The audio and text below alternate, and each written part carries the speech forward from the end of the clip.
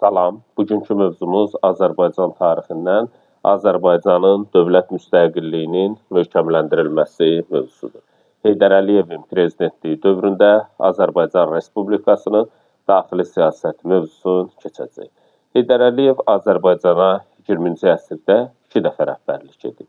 Heydər Əliyevin Azərbaycana ilk rəhbərliyi 1939-1982-ci illəri əhatə edir. Bu dövrdə Heydər Əliyev Azərbaycan Kommunist Partiyasının birinci katibi olub. Heydər Əliyevin Azərbaycana ikinci dəfə rəhbərliyi dövrü isə müstəqil Azərbaycan Respublikasının dövrünə təsadüf edir. Heydər Əliyev 1993-2003-cü illərdə Azərbaycan Respublikasının prezidenti olmuşdur. Heydər Əliyev 1982-1987-ci illərdə SSR Nazirlər Sovetinin birinci müavini vəzifəsində işləmişdir. Daha sonra isə Qarbaçov SSR-də hakimiyyətə gəldikdən sonra Heydər Əliyev öz vəzifəsindən istefa vermişdir. 1990-cı ilin iyul ayında artıq Heydər Əliyev Moskvadan Bakıya gəldi. Bu zaman Azərbaycan rəhbəri olan Ayaz Mütəllibov Heydər Əliyevin Bakıda qalmasına imkan vermədi. Bunun nəticəsində Heydər Əliyev Bakıda Naxçıvana getdi və nəticədə 1990-cı ilin sentyabrında Azərbaycan və Naxçıvanın Ali Məclisinə seçkilər keçirildi. Heydər Əliyev həm Naxçıvanın, həm də Azərbaycan Ali Məclisinə keçirilən seçkilərdə deputat seçildi. 1990-cı ilin noyabrında Heydər Əliyevin təşəbbüsü ilə Naxçıvan Muxtar Respublikasının Ali Məclisinin iclasında Muxtar Respublikanın adından Sovet Sosialist sözü götürüldü.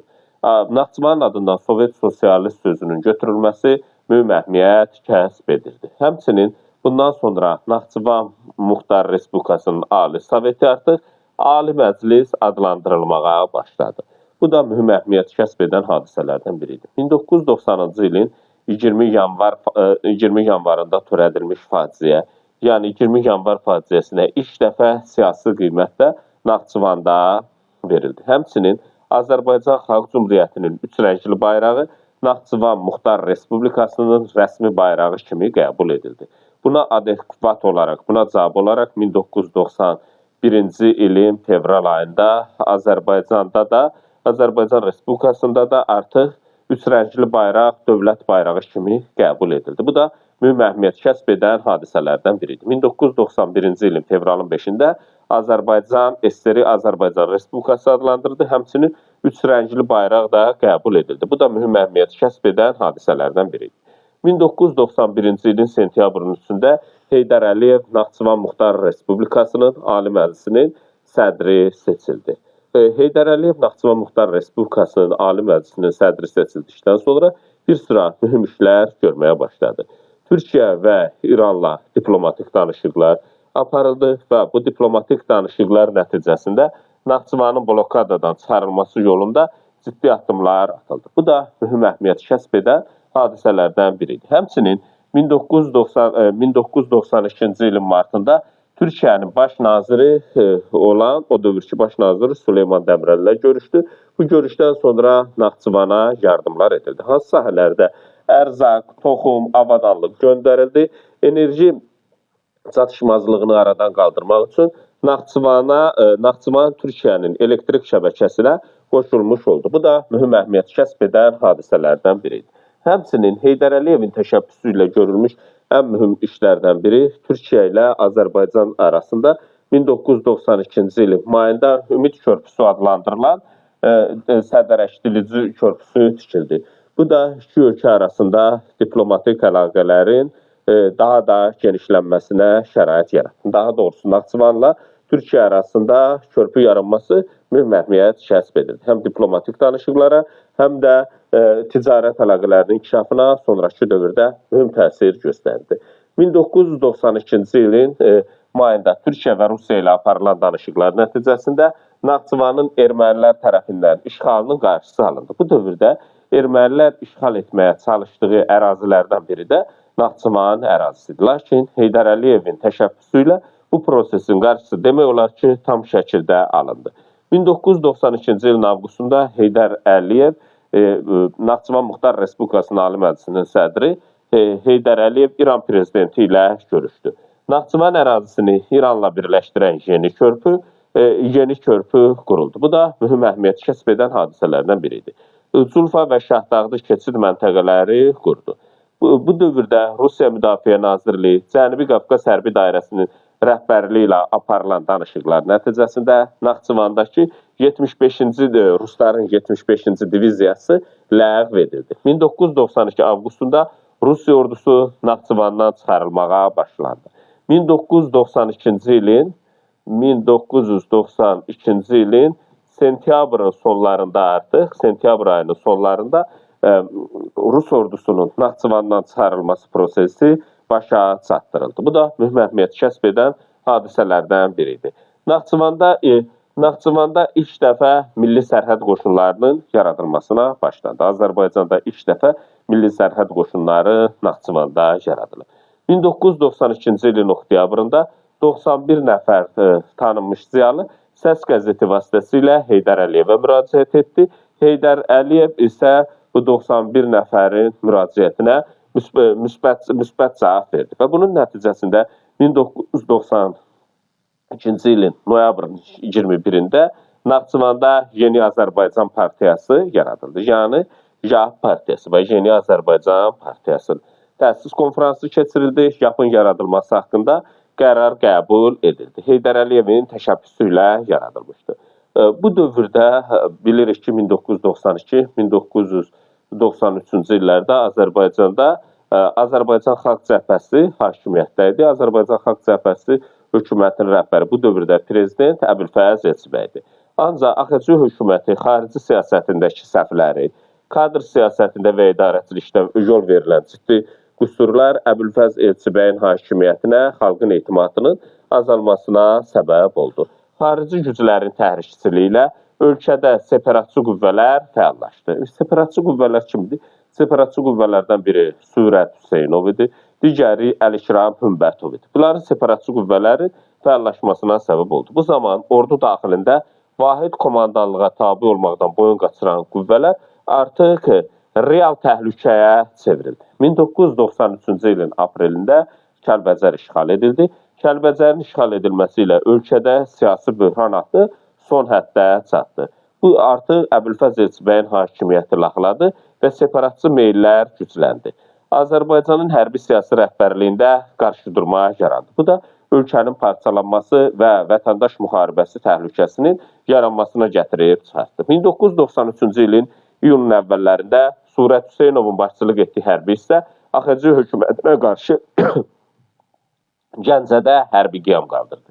Qiyam zamanı Surət Hüseynova bağlı könüllü hərbi birləşmələr mərkəzi hakimiyyətə tabi olmaqdan imtina etdi. Qiyamçılar Gəncədə hökumət qüvvələrini məğlub edərək mərkəzi hakimiyyəti devirmək üçün Bakı istiqamətində irəlilədilər. Qiyamçıların tələbi ilə Baş nazir, Milli Məclisin sədri, 3 güc naziri istefa verdi.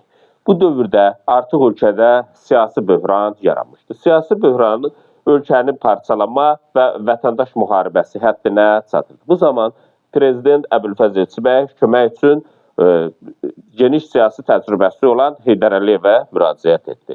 Xalqın və Əbülfəz Elçibəyin təşkili ilə Heydər Əliyev Naxçıvandan Bakıya gəldi. Bakıya gəldikdən sonra Bakıya gələn kimi siyasi böhranı həll etmək üçün 1993-cü ilin iyunun 13-14-də Gəncəyə gedərək Surət Hüseynovun rəhbərlik etdiyi qiyamçılarla danışıqlar apardı. Heydər Əliyev yaranmış böhrandan çıxmağın yollarını müəyyənləşdirdi. 1993-cü ilin iyunun 15-də Heydər Əliyev Azərbaycan Ali Sovetinin sədri seçildi. 1997-ci ildən isə 15 iyun günü Azərbaycanda Milli Qurtuluş Günü kimi qeyd edilməyə başladı. 1993-cü ilin iyunun 17-sindən 18-nə keçən gecə Əbülfəz Elçibəy ölkədə baş verə biləcək vətəndaş müharibəsinin qarşısını almaq üçün Bakını tərk edərək yaşadığı Ordubad rayonunun Kələki kəndinə getdi. Və beləliklə bundan sonra prezident vəzifəsini, prezident səlahiyyətlərini Ali Məclisin sədri Heydər Əliyev icra etməyə başladı. 1993-cü ilin avqustunda Azərbaycanın cənub bölgəsində xarici qüvvələrin əlaltısı olan təxribatçı separatçı qüvvələr zərərsizləşdirildi. Kim rəhbərlik edirdi buna? Əli-Şiram Hümbətov rəhbərlik edirdi. Talış Muğan Respublikası yaratmağa çalışırdılar. Bunun da qarşısı alındı. Heydər Əliyev hakimiyyətə gəlməsi ilə ölkənin parçalanmasının və vətəndaş müharibəsinin qarşısı demək olar ki, alındı. Milli Məclis Prezident Əbülfəz Elçibəyə geri qayıtmasını təklif etdi, lakin cavab almadı. 1993-cü ilin sonunda ölkədə referendum keçirildi. Xalq Əbülfəz Elçibəyə prezident kimi etimadsızlıq göstərdi. 1993-cü ilin oktyabrında ölkədə prezident seçkiləri keçirildi. Oktyabrın 3-də keçirilən seçkilərdə Heydər Əliyev böyük səs çoxluğu ilə qalib gəldi. Heydər Əliyevin bu seçkilərdə qalib gəlməsi 1993-98-ci illərdəki rəhbərlik dövrü 1998-ci ilin oktyabrında Heydər Əliyevin ikinci dəfədə prezident seçilməsinə səbəb oldu. Heydər Əliyev prezident seçildikdən sonra ilk 2 ildə, yəni 1993-1995-ci illərdə dövlətçiliyin qorunub saxlanması və gücləndirilməsi, iqtisadiyyatın möhkəmləndirilməsi və inkişaf etdirilməsi istiqamətində bir sıra işlər gördü. Heydər Əliyevin hakimiyyətə gəldikdən sonra islahatları başlıca olaraq 3 istiqamətə bölmək olar.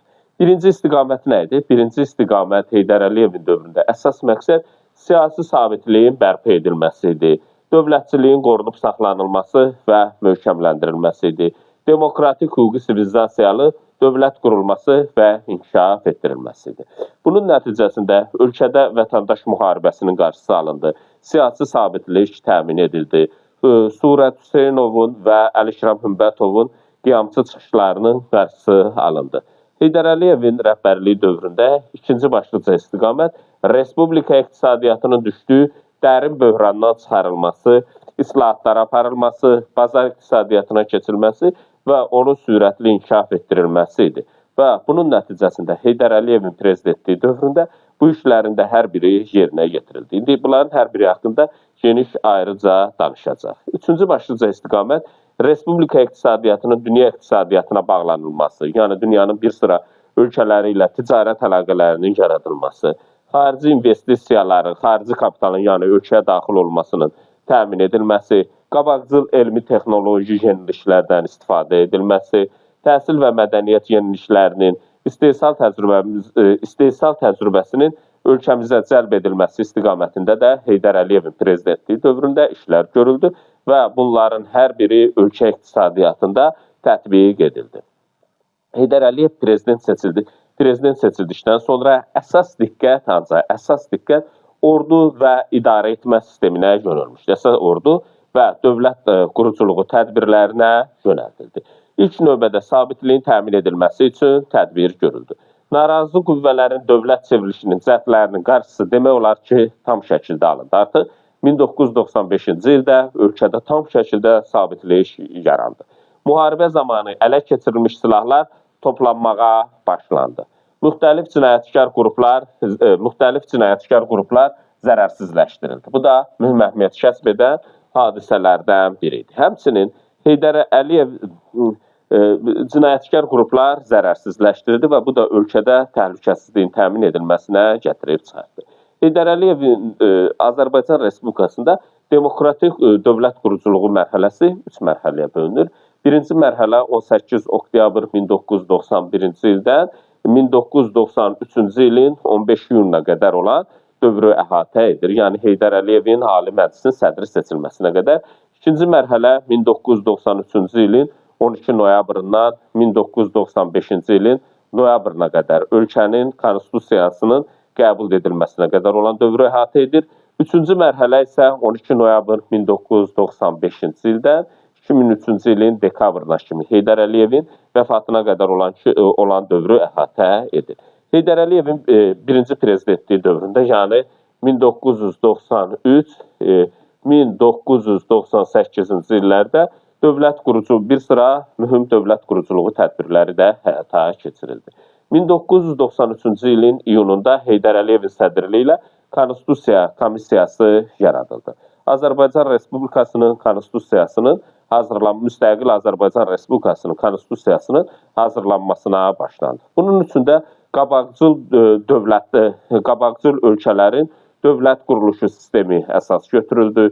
Heydər Əliyevin məsləhətləri əsas götürüldü. Həmçinin xalqın öz milli kimliyinin xüsusiyyətləri əsas götürülərək Azərbaycan Respublikasının konstitusiyası hazırlandı və bu 1995-ci ilin noyabrın 12-sində referendumla xalqa təklif edildi və bunun nəticəsində xalq Azərbaycan Respublikasının konstitusiyasını geçdiriliklə razı oldu və beləliklə 1995-ci ilin noyabrın 12-sində referendumla, xalqın istəyi ilə Azərbaycan Respublikasının konstitusiyası qəbul edildi. Həmçinin eyni gün Azərbaycan Respublikasında ilk müstəqil parlament seçkiləri də keçirildi. 1995-ci ildə qadınlara qarşı ayrı seçkiliyin bütün formaları ləğv edilməsi haqqında Azərbaycan konvensiyaya qoşuldu. Ümumiyyətlə, dünyada qadınlara ilk seçki hüququ verən ölkələrdən biri Azərbaycan olub. Şərqdə isə İslam dünyasında isə qadınlara ilk seçki hüququ verən ölkə Azərbaycandır. 1996-cı ildə prezident yanında Hüquqi İslahatlar Komissiyası yaradıldı. 1998-ci ildə mətbuat azadlığı, sensuranın ləğv edilməsi haqqında fərmanlar verildi. 1998-ci ildə Şərqdə ilk dəfə ölüm cəzası Azərbaycanda ləğv edildi. 1998-ci ildə məhkəmə islahatı keçirildi, Konstitusiya Məhkəməsi yaradıldı. Həmçinin Heydər Əliyevin birinci prezidentliyi dövründə 1998-ci ildə Qadın Problemləri üzrə Dövlət Komitəsi yaradıldı. Heydər Əliyevin ikinci prezidentliyi dövründə də dövlət quruculuğu sayəsində bir sıra işlər görülmüşdü. İkinci mərhələsi Heydər Əliyevin prezidentliyi dövrünün ikinci mərhələsi 1998-2003-cü illəri əhatə edir. Bu dövrdə hansı işlər görüldü? Azad siyasi fəaliyyətə, pluralizmə şərait yaradıldı. Pluralizm nə deməkdir? Bir məsələ barəsində müxtəlif rəylər, çox fikirlilik, pluralizm adlandırılır. 1999-cu ilin 12 dekabrında ölkədə ilk bələdiyyə seçkiləri keçirildi. Bələdiyyələr də yerli idarə etmə orqanlarıdır. 2000-ci ildə ikinci dəfə ölkədə parlament seçkiləri keçirildi. 2000-ci ildə hakimlərin xüsusi imtahan verməsi təcrübəsinin həyata keçirilməsinə başlandı. 2001-ci ilin dekabrında Milli Məclis İnsan Hüquqları üzrə Müvəkkili haqqında Konstitusiya qanunu qəbul etdi. Qanuna əsasən ölkədə Ombudsman təsisatı yaradıldı. 2002 Ombudsman nədir? İnsan hüquqları və azadlıqlarının müdafiəçisidir. Digər ölkələrdə fəaliyyət göstərən ombudsmanlardan fərqli olaraq Azərbaycan Respublikasında hər bir vətəndaş birbaşa ombudsmana müraciət etmək hüququna malikdir. 2002-ci ilin avqustun 24-də Azərbaycan Respublikasında Konstitusiyaya ilk dəfə əlavə və düzəlişlər referendum vasitəsilə həyata keçirildi. Heydər Əliyevin hakimiyyəti dövründə dövlət quruculuğu sahəsindəki tədbirlərlə yanaşı iqtisadi sahədəki tədbirlər də xüsusi əhəmiyyət kəsb edirdi. Heydər Əliyevin prezidentliyi dövründə iqtisadi sahədə ən mühüm önəm kəsb edən məsələ neft strategiyası idi. Neft amilindən istifadə edərək Azərbaycan iqtisadiyyatının inkişaf etdirilməsi Heydər Əliyevin prezidentliyi dövründə başlıca strategiyalardan biri idi. Bu mərhələdə iqtisadi sahədə islahatlar iki mərhələni əhatə edir. Birinci mərhələ 1993-1997-ci illərdir. Bu mərhələdə ölkə böhrandan çıxarıldı, bazar iqtisadiyyatına və dünya iqtisadiyyatına inteqrasiyanın əsasları qoyuldu. Ölkədə istifadə etdiyimiz pul manat ölkədə yeganə ödəniş vasitəsi elan olundu. Manat 1994-cü ildə yeganə ödəniş vasitəsi elan edilir. Manat 1992-ci ildə tədavülə buraxılıb. Beynəlxalq iqtisadi təşkilatlarla əlaqələr quruldu. Azərbaycan bir sıra beynəlxalq iqtisadi təşkilatlara üzv oldu. Xarici investisiyalar ölkə iqtisadiyyatına cəlb olundu. Bu da ölkə iqtisadiyyatının inkişaf etməsinə gətirib çıxarıldı. Büdcə kəsirinə nəzarət artırıldı. Sonrakı dövrdə büdcə kəsiri aradan qaldırıldı. İnflyasiyanın qarşısı alındı. İnflyasiya nədir? İnflyasiya pulun dəyərdən düşməsidir. Ərzaq məhsullarının qiymətinin həddindən artıq artmasıdır. Bunlarda hər birinin qarşısı alındı. 1994-cü ildə xarici ticarətin sərbəstləşdirilməsi haqqında fərman verildi. Xarici sərmayəçiləri ölkəyə cəlb edildi. Bunun nəticə cəlb etmək üçün ölkəyə açıq qapı siyasəti tətbiq edildi və bu da sonrakı dövrdə ölkəyə çoxlu şəkildə xarici investorların xarici ölkənin kapitalının gəlməsinə gətirib çıxartdı. Bu da sonrakı dövrlərdə ölkə iqtisadiyyatının inkişafına müsbət təsir göstərdi. Heydər Əliyevin dövründə ən başlıca amil demişdik, neft strategiyası müəyyənləşdirildi. Yeni neft strategiyası müəyyənləşdirildi, yeni sənaye müəssisələri işə salındı. 1994-cü ilin sentyabrında Azərbaycan Dövlət Neft Şirkəti ilə dünyanın qabaqcıl neft şirkətləri arasında müqavilə imzalandı. Bu müqavilə əsrin müqaviləsi adlanır. 1994-cü ilin sentyabrının 20-sində imzalamışdı. Əsrin müqaviləsi də əsasən neftin hasilatına ilk dəfə 1997-ci ildə neftin hasilatına başlandı. Əsrin müqaviləsinin imzalanması Azərbaycan iqtisadiyyatı üçün mühüm əhəmiyyət kəsb edir. Çünki sonrakı dövrlərdə Azərbaycan iqtisadiyyatının sürətli inkişaf etməsinin başlıca səbəbi əsrin müqaviləsinin imzalanmasıdır. Lakin əsrin müqaviləsinin imzalanması bir sıra ölkələri, xüsusilə şimal qonşumuz olan Rusiyanı narahat edirdi. Azərbaycan balanslaşdırılmış siyasət yeridərək 1997-ci ildə Rusiya ilə də neft müqaviləsi imzalamışdı və bunun nəticəsində Bakı-Novossiysk şimal neft kəməri 1997-ci ildə istifadəyə verildi. Bu kəmər isə Rusiyadan keçirdi. Və beləliklə Azərbaycan digər sahələrdə olduğu kimi neft sahəsindəki balanslaşdırılmış siyasəti o iqtisadiyyatın inkişafına müsbət təsir göstərən başlıca amillərdən biri oldu. 1996-cı ildə ölkəmizdə torpaq islahatı haqqında qanun qəbul edildi. Bu qanuna əsasən əvvəlki dövrdə kolxoz və sovxozlara məxsus olan torpaqlar ödənişsiz kəndlilərə verildi. Vahid torpaq fondu əsasında dövlət, bələdiyyə və xüsusi torpaq mülkiyyət formaları müəyyən edildi. Bu da mühüm əhəmiyyət kəsb edən hadisələrdən biridir. Ölkədə aqrar islahat da uğurla həyata keçirildi. Özəlləşdirmənin normativ hüquqi bazası yaradıldı. Kiçik və orta istehsal və xidmət müəssisələrinin özəlləşdirilməsinə başlandı. Heydər Əliyevin birinci prezidentliyi dövründə dediyi iqtisadi islahatların birinci mərhələsi 1993-97, ikinci mərhələsi isə 1998-2002-ci illəri əhatə edir. Bu mərhələdə azad bazar iqtisadiyyatı möhkəmləndirildi. 1998-ci ilin sentyabrında Bakıda İpək yolunun bərpası üzrə Böyük İpək yolu beynəlxalq konfransı keçirildi. Konferansın məqsədi nə idi? Konferansın məqsədi Avropa istiqamətində tranzit yüklərinin daşınmasını təmin etməkdən ibarət idi. Avropa Birliyinin Avropa Qafqazasiya Traseka proqramı üzrə nəqliyyat kommunikasiyası olan yeni İpək yolu işə düşdü. Bu da mühüm əhəmiyyət kəsb edən hadisələrdən biridir. Heydər Əliyevin ikinci prezidentliyi dövründə 1999-cu ildə Gürcüstandan keçən Bakı-Subsa qərbi neft kəməri də istifadəyə verildi. 1999-cu ildə Azərbaycan Dövlət Neft Fondu təsis edildi. Və beləliklə 1999-cu ildə təsis edilən Dövlət Neft Fondu mühüm əhəmiyyətə malik idi. Bunun nəticəsində Dövlət Neft Fondunun hesabına ölkə iqtisadiyyatının bir sıra sahələri inkişaf etdirildi. Təhsil, sahə sahəsində xeyli işlər görüldü. Dövlət Neft Fondundan ayrılan vəsaitlər əsasında. 1999-cu ilin noyabrın 18-də İstanbulda Xəzər dənizindən çıxarılan xam neftin daşınması üçün Bakı-Tbilisi-Ceyhan neft kəmərinin çəkilməsi barədə saziş imzalandı. Bu da mühüm əhəmiyyət kəsb edən hadisələrdən biridir. Azərbaycan neftinin Türkiyə və Gürcüstan ərazisindən keçərək dünya bazarına çıxarılması deməkdir. Bu da mühüm əhəmiyyət kəsb edən hadisələrdən biridir. 2006-cı ildə isə bu Bakı-Tbilisi-Ceyhan neft kəməri istifadəyə verilmişdir. 2001-ci ildə təbii qazın dünya bazarına çıxarılması üçün Bakı-Tbilisi-Ərzurum qaz kəmərinin çəkilməsi üçün Türkiyə və Gürcüstanla müqavilələr imzalandı. Bu isə 2007-ci ildə artıq istifadəyə verilmişdir. Heydər Əliyevin prezidentliyi dövründə iqtisadi sahədə olduğu kimi sosial sahədə də islahatlar həyata keçirildi. 1994-cü ildə əhalinin sosial müdafiəsi haqqında qanun qəbul edildi. Əhalinin sosial müdafiə fondu yaradıldı. Bu da mühüm əhəmiyyət kəsb edən hadisələrdən biridir.